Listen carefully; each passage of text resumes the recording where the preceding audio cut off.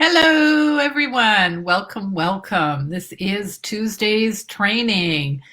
Since COVID, we no longer are using business cards, right? We are no longer exchanging these little, uh, paper things that people used to. But what people are doing is people are checking out your social media banners, whether it's your Facebook personal or your business. They are also checking you out on your website. That's right.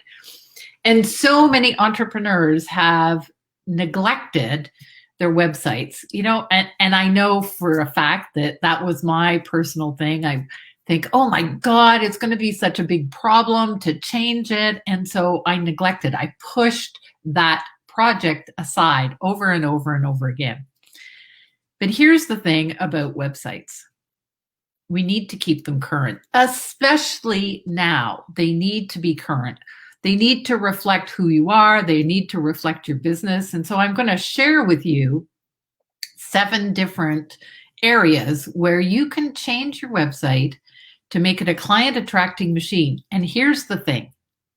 If I had only paid attention to this years ago, it's only about the words that you're using on your website. For most of you, you won't have to change the whole structure of it.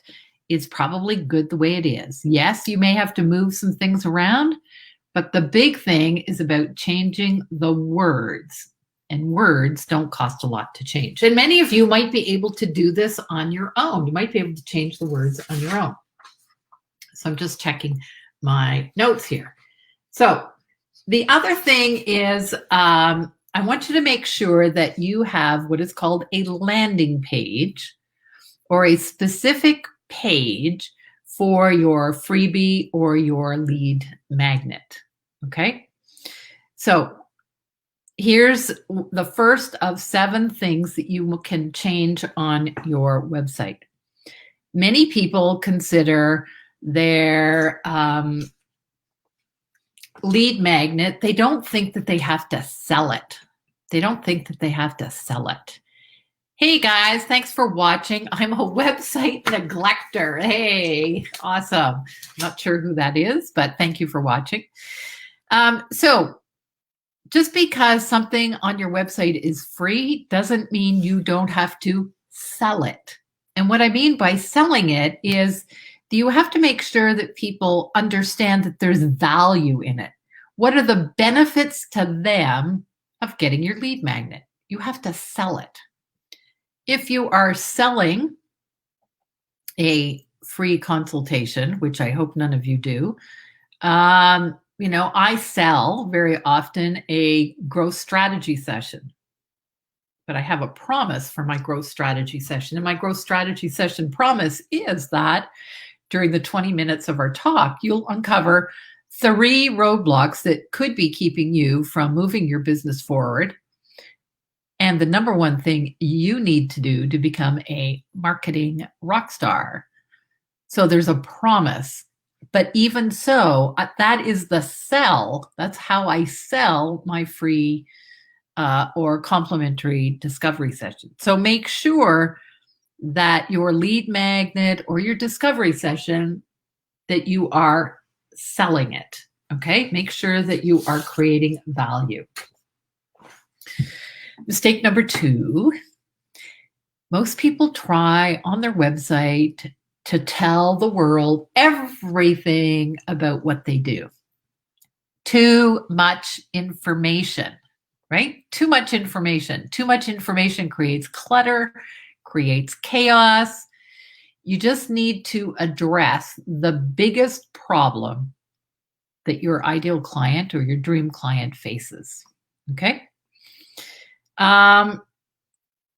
Mistake number 3 is trying to educate people on your landing page or on the first page of your website.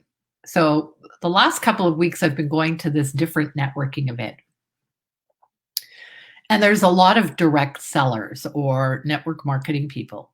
And they're always trying to educate us on their problem instead of showing us the benefits of using their problem. Because they all think that, let's say it's a health issue or a health care product that they're selling, they're always trying to, well, this will improve your health. Well, I want to know in what area and why do I want to improve my health? Not everybody wants to improve their health. But what will improving my health do for me? Right? So there's a difference. Make sure that you're not teaching them about the how until they are clear about what they are going to get from you. Okay? Number 4. So this we just discussed in my program this morning, MRI, Marketing Roadmap Intensive. We just discussed, this is a mistake that people make, selling to need, not want.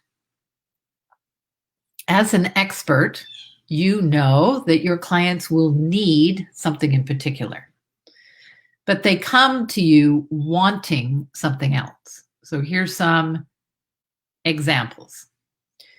People often come to me and they say they want more marketing. More marketing. Well, I know as a marketing expert that what they really need is to get clear on their marketing message. And then whatever marketing platform they're going to use will work more effectively. This morning in the group, we were talking about, need versus want. So somebody said, well, my clients tell me they want more sleep. That is true. But why do they want more sleep? They want more sleep because then they will be in a better mood. Then they will be more productive. Knowing who your dream client is and what they really and truly want, that's what you sell to. That is the language that you use. Okay? Oh, mistake number 5 is about having your call to action button after you scroll down. So when people go to your website, the first thing that they see without scrolling, that bit there, they call the header. And in the header, it must be clear. And I'm going to talk about this later, about what it is that you do. But your call to action button should appear at least twice in that header. And the call to action button should be the same. It's not contact us. That's a weenie call to action, right? It's not a strong call to action. So if you are listening, what is your call to action? What is the primary action that you want people to take when they go to your website? Write that in the comments below. Mine is schedule a call. Okay? And it is repeated in the top right-hand corner in a different color, and then again across in the middle in the same color. Same language, same color. Okay? So that is your call to action. So I'm waiting. I don't see anybody else's call to action. What's your call to action? Okay. You're not playing today? That's okay. Mistake number 6. Very often our landing pages or on the front page of our website, we are shy about positioning ourselves as an authority. Although, here's another mistake. And if you read my blog this week, it was about the number 1 messaging mistake that people do, and that is using the word I. I this, I that, I this, I that. And if you read other people's websites, how often do they use the word I? No. Turn it around. The best word to use in marketing is the word Y-O-U. You. So As I'm talking about mistake number 6, no authority or credibility. And so it's pretty easy to put things like testimonials. It's easy to put logos, perhaps, of corporations that you have done work for successfully. So make sure that you are positioning yourself. It could even be that if you're a speaker, you've got to show, you speaking. If you've written a book, there should be something about your book there. Okay, so you've got to position yourself in the eyes of your dream client. So what is important to your dream client? And the last mistake I want to talk about is what I call the 3-second rule. And the 3-second rule basically is if someone goes to your home page of your website, they look at the header, okay, they look at the header without scrolling, can they answer these 3 questions in 3 seconds? So the first question is, what is it that you do? So if you go to my website, it says coaching and consulting. I know what you do. Who do you do it for? Coaches and consultants. And how can you make my life better? Number 3. So I help people get more leads, more sales, and more confidence. So you need to make sure that your website, your header, without scrolling, they can succinctly figure that out very, very quickly. Next week, we'll talk about lead magnets because lead magnets are so important these days. Each one of us needs to build our email list, and we do that by offering something of value called a freebie or a lead magnet. So, want me to review these 7 mistakes? Let me just get my notes here in order. Number 1, thinking that because your offer is free, you don't have to sell it. In other words, if you have a freebie, if you have a consultation, you still need to tell people the benefits of having that. Okay. Number 2 is about too much information. Too much information creates clutter and chaos. Mistake number 3, trying to educate people. The front page of your website or the landing page for your lead magnet is not the place to educate people. Okay? It's not about educating. Mistake number 4, selling to need versus want. Remember, it's what people want, and then you sell them what they need. Mistake number 5, your call to action button is non-existent or it's below the fold.